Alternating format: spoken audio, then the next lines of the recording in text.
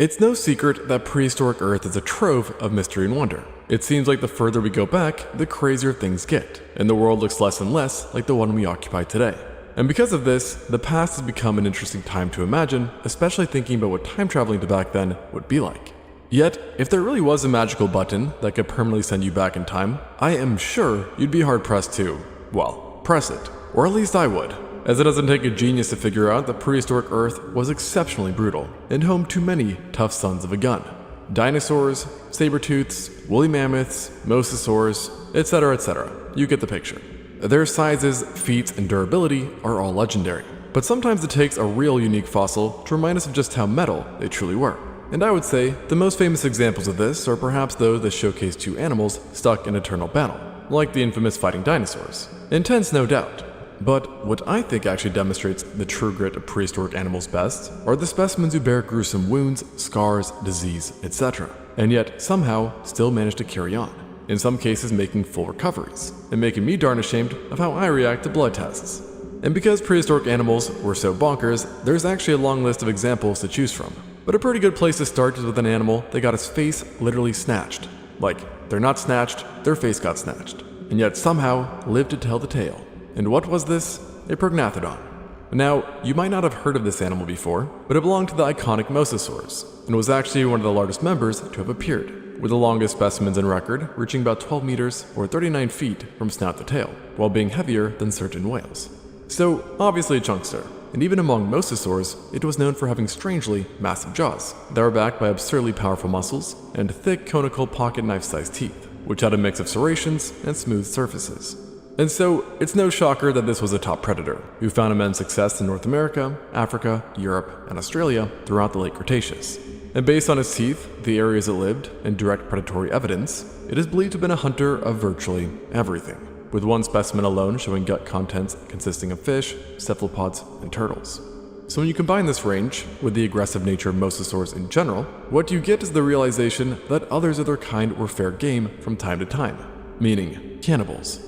And an absolutely gruesome example of this was seen in the specimen dubbed NHMM 2012-072.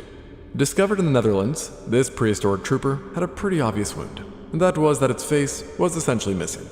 To be more specific, huge chunks of its upper jaw, cortical bone, and parts of its premaxilla had all been stripped away by something ridiculously powerful. And given the size of the actual victim, it's presumed that said something was another mosasaur. Perhaps even a fellow prognathodon was to blame, who was trying to cannibalize our protagonist. Now, close your eyes and take a second to imagine what it would be like to have your upper jaw straight up annihilated. And not only this, but to have this happen in the wild millions of years ago with no medical care. And just for the sake of imagination, you also have flippers instead of hands, so you can't even cover your fresh new gaping wound. Not super great chances, eh? And for most people, an obliterated jaw without serious medical intervention, or even with, would likely be fatal. But for this prognathodon, it was just another Tuesday. And despite this heaping hole where its face should have been, the specimen seems to have survived for a long time, with it showing signs of healing both in the surrounding tissue and the actual bones. However, obviously the healing would have been excruciating, as between the blood loss, screaming nerve endings, and massive tissue trauma, the inflammation was so intense that it caused enough pressure to seize blood flow in certain areas, leading to sections of its face becoming essentially dead tissue. And as if this wasn't enough, problems would also arise later on as bacteria seeped into this wound, causing infection. And though the prognathodon had survived the actual physical wound for an extensive time, possibly even longer than a year, it seemed that the subsequent bacterial infection might have been its undoing. Not through any organ failure, mind you, but rather the predator reached a point where it could just no longer operate its jaws, or what was left of it, and thus slowly starved. But let me restate, it was actually fine without the jaws, relatively speaking. It was just the pesky bacteria that officially ruined the party down the road. So yeah, certified badass. But not every catastrophic injury eventually leads to this outcome. Some animals recover near 100%, and perhaps none show as much durability as the king of prehistory itself, the Tyrannosaurus rex. Let me tell you, through the years, not one, but multiple specimens have proven that this behemoth truly earned its title. And actually, it's some of the most famous specimens that you've probably heard of that bear the most gruesome pathologies that we know. Take Stan, for example, a titan of a rex that was discovered in 1987, living 66 million years ago, and was about 11.8 meters or 38.6 feet long. So, an absolute unit, and undoubtedly an apex predator. But as the skeleton so shows, being king was not easy, and Stan was riddled in numerous wounds and diseases. Off the bat, puncture marks were located in the back of the skull and ribs that were both deep and wide. It only fit the description of one tooth that we know of, a tooth of another T-Rex. Meaning, Stan fought horrific battles against other tyrants and yet lived to tell the tale. And these weren't any love bites, being absolutely deep enough to cause horrific pain. And in the case of the skull bite, a nasty concussion at the very, very minimum, as it was bad enough to puncture his brain case. Yet, apparently for Stan, this was light work, and not even the worst of it, as a third bite to the base of his skull showed signs of having literally broken his neck. Now I think I need not tell you that a broken neck is typically fatal news, but for a T-Rex I guess it's just an unpleasant nuisance, as it ended up healing over time. Now, the healing was by no means perfect, as the damage caused growth of excess bone and the fusion of two vertebrae, leading to certain chronic discomfort and mobility issues for the rest of Stan's life, making its long-term survival just that much more amazing. And if this wasn't enough, bites to his cheeks, jaw, and fractured ribs from blunt trauma were all on the menu as well. Even the tiniest of nasties didn't leave Stan alone, with round holes to his face implying that bone-eating parasites became a daily part of his life at some point too. And so, all of this together is clearly a lot, and no easy feat to survive. And yet, Stan managed to continue hunting and defending his territory, with the true insanity of all of this being that it wasn't these injuries that even eventually got him, rather, old age, with his estimated age at death being about 24 years old, which is very respectable for a large theropod. However, he ain't the only Rex to have gone through the ringer, and actually, the most famous one out there might have him beat, living far longer in spite of horrifying injuries. And yes, I am talking about good old Sue. If you like dinosaurs, you've heard of Sue. But what I bet you didn't hear of was that its life wasn't all glamorous either, despite being queen. Or perhaps king. And throughout it, Sue endured what should have been career-ending injuries, so you could say. One such example was a badly damaged right shoulder blade that made the usage of the arm rather dubious, while the same limb also suffered a torn tendon at some point. And it's thought that this injury was actually inflicted during a struggle with prey, which in the T-Rex's case were also giants in their own right. And it seems that in the midst of battle, Sue also ended up with not one, but 3 broken ribs. And yet, of course, in typical Sue fashion, or perhaps T-Rex fashion, she survived well past this incident, with signs of healing being very obvious. Then on top of violent injuries, Sue also had to deal with multiple health ailments as well, most notably being that its left fibula was grossly enlarged, and she also had fused caudal vertebrae, both believed to have been caused by different infections that sprung up. Its massive tail was also fused and badly damaged, attributed to arthritis due to repeated injuries, while signs of gout, a complex form of arthritis, also affected Sue as well. And just for that final cherry on top, Sue, like many T-Rexes, like Stan, had holes in the front of the skull. At first, these ones were thought to have come from a run-in with another tyrannosaur, or perhaps being due to a bacterial infection. Yet, after more analysis, the true answer became a bit more nauseating, which is that Sue likely had an infestation of parasites that burrowed into its jaw and feasted on the titanic skull. And so, with all of this pathology, it's pretty insane that Sue could survive, let alone thrive. But of course, thrive Sue did, reaching full maturity and achieving a massive size, over 40 feet or 12.3 meters in length, while weighing up to 14 tons, making an African elephant seem like a freaking shrimp. And then a final middle finger to its injuries, Sue also ended up living for a very long time, relatively speaking, only passing away at 33 years old, which makes Sue not only long-lived, but the longest-lived specimen ever recovered. Talk about an eventful life. But honestly, it wasn't just the kings and queens taking some heat, as there are a boatload of crazy dino injuries out there. And while I do want to come back to them, I wouldn't want us mammals feeling left out, because we certainly dealt with some crazy BS too, including, by the way, prehistoric humans, who were obviously just built different. And if you've seen one of my older videos, you know that Neanderthals in particular could be quite the metal bunch. And perhaps no Neanderthal specimen proved this as much as Shanidar 1, lovingly nicknamed Nandy, who I personally think also goes down as the toughest fossilized hominin thus far. To set the stage a bit, Nandy was a roughly 45 to 65,000 year old Neanderthal that lived in what is now Iraq, occupying a cave, and lived such an extremely harsh life that it was even immediately clear to excavators, who quickly noted his severely deformed skeleton. Now, violence wouldn't have been a stranger to people back in those times, and it seems to have been responsible for at least a few of his ailments, including one of his prominent injuries that occurred early in life, a crushing blow to the head, possibly from a blunt force weapon. And let's just say, this was no walked into a wall on accident kind of blow, but rather a major violent strike to the left side of his skull, which not only shattered his left orbit, blinding him in his eye, but also left him with a permanent traumatic brain injury, that caused various developmental issues and damaged the part of his brain responsible for controlling his right side. And this in turn might have led to some degree of paralysis, contributing to another major problem observed: his extremely shrunken, withered right arm and leg. That's also been blamed on a degenerative disease. And living like this certainly was not easy, as the withering of the limbs made him susceptible to even more accidents and injuries, which was reflected by the deformed arms, which bore signs of having been fractured in not one, but several places, maybe from a fall, and thus further impairing his muscle functionality. And though he would recover from this, it does seem that the break directly or indirectly led to the loss of his lower arm and hand, which were missing and might have been surgically amputated. So we're not off to a nice start for Nandy, and sadly for him, we are still at the start, because the list of problems remains long. Moving downwards, we see on his legs that each was broken in either a single or separate events. Now we don't have a clue as to what caused these breaks, yet they clearly made life just that much more painful for Nandy, and left him with a pronounced and bothersome limp that would only be worsened by an additional foot injury wherein he fractured his right metatarsal. So here the poor man is, limping around with brain damage, can't see much. Oh, and he was pretty much deaf too, having exostosis, or lesions that completely blocked his right ear canal and partially closed his left. And together, this all left him limited in many of the senses from which we derive pleasure, and not even his taste was left alone, in a sense. As to compensate for his limited arm functionality, Nandy apparently used his teeth a lot more as tools in order to grip or tear items, resulting in them being seriously worn down and causing sensitivity to cold and heat, a poor bite, and certainly a painful jaw and headaches, making even eating an unenjoyable event. So at this point, he really didn't need any more problems. But just to round it out, his body also showed signs of suffering from DISH, which stands for diffuse idiopathic skeletal hyperostosis, and occurs when abnormal calcification, or bone formations, grow in various parts of the body, leading to pain, stiffness, and further mobility issues.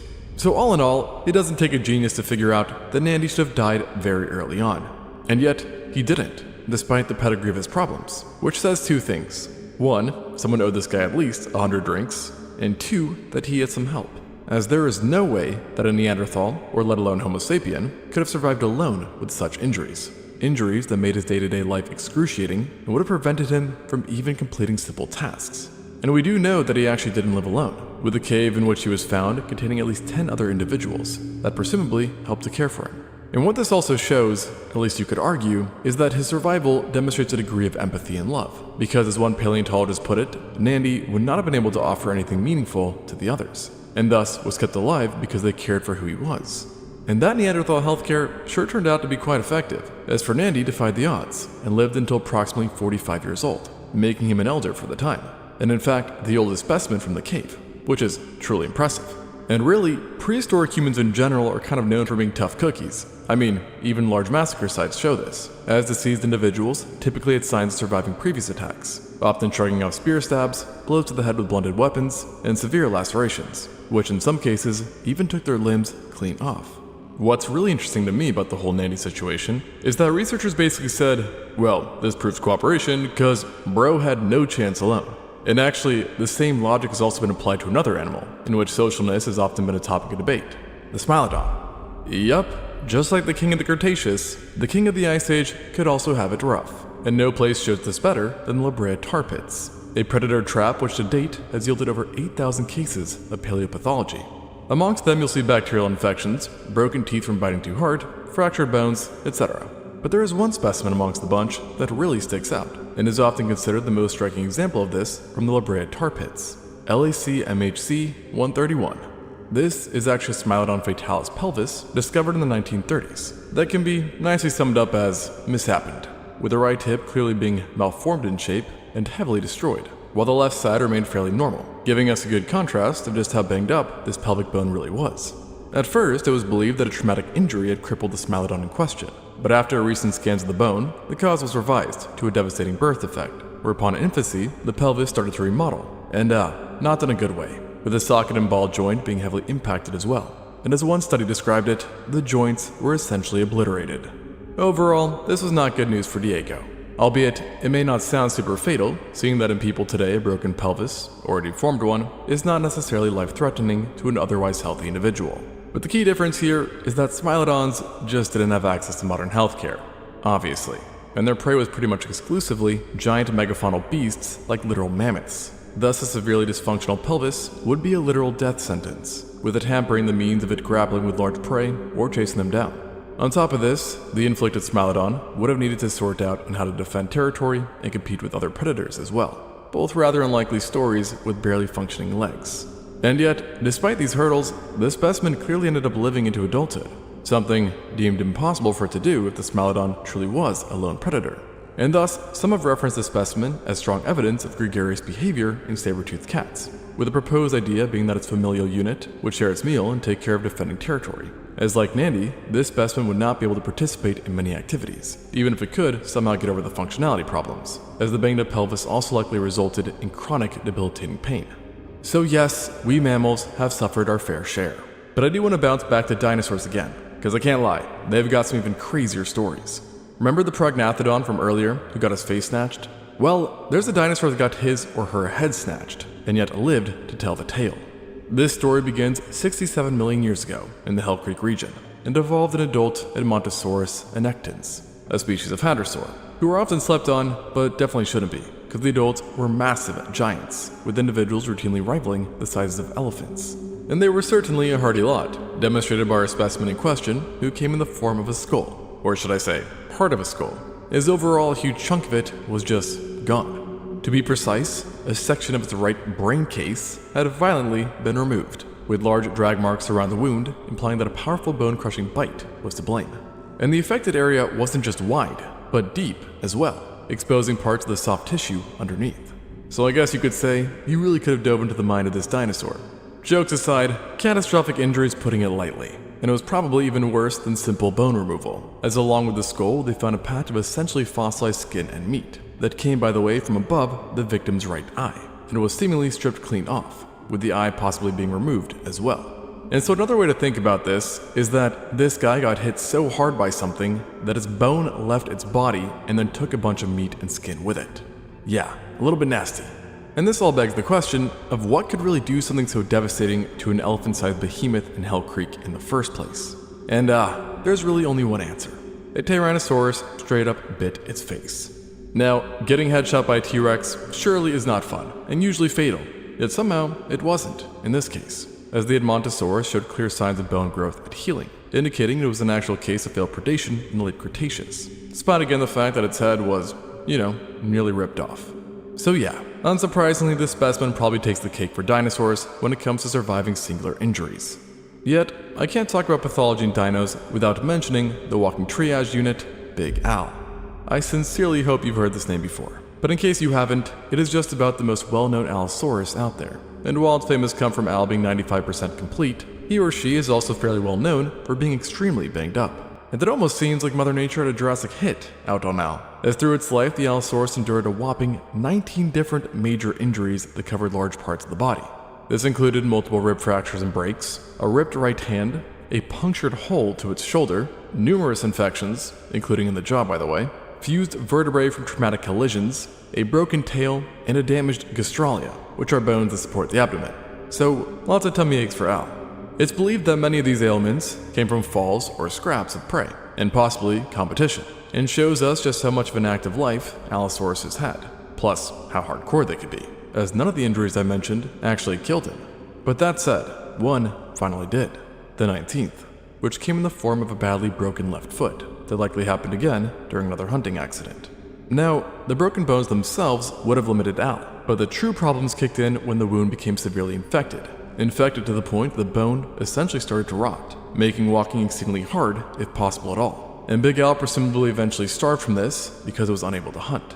And what's quite ironic about all of this is that years after Al's discovery, a second well-preserved Allosaurus was also discovered, who was subsequently then named after it. And thus we got to Big Al too.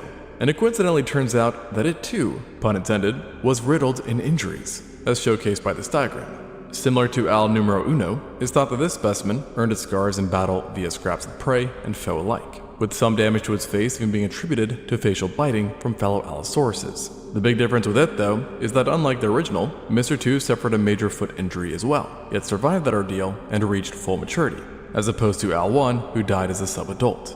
Yet, fate would catch up with number 2 regardless, as in adulthood it suffered a severe fracture to its ischium, a bone that supported the pelvis and numerous muscles, and from this it never recovered. But how this happened is a complete mystery, especially when considering that this kind of break is almost never seen in large theropods. So pretty odd. Now, I could go on and on about dinosaur pathology, but there is one more interesting non-dino that I want to end with.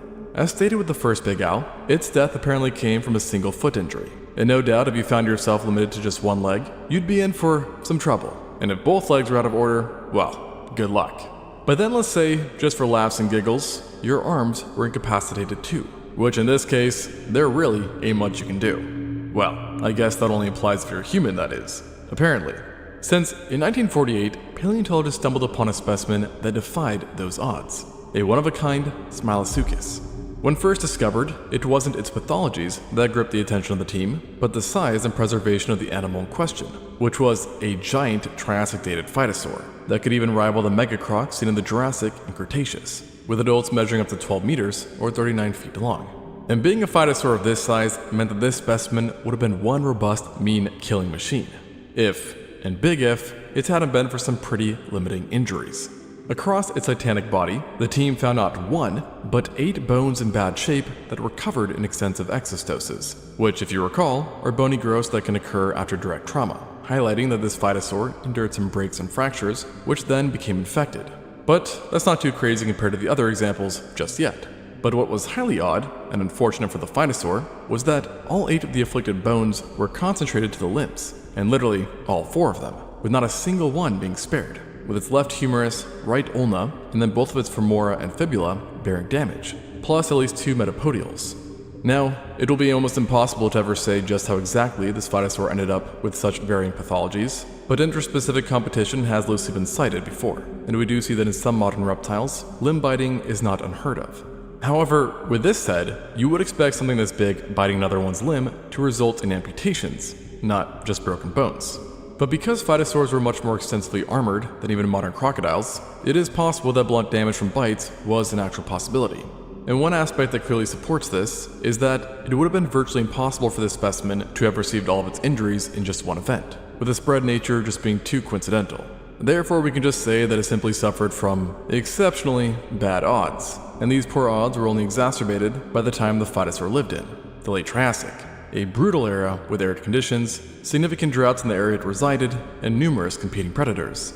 However, the fact that it didn't die from one messed up limb, let alone 4, is a prehistoric miracle. And not only did it survive in this state for a few days or something, but at the very least, several painful months. And that's only after receiving its final wound.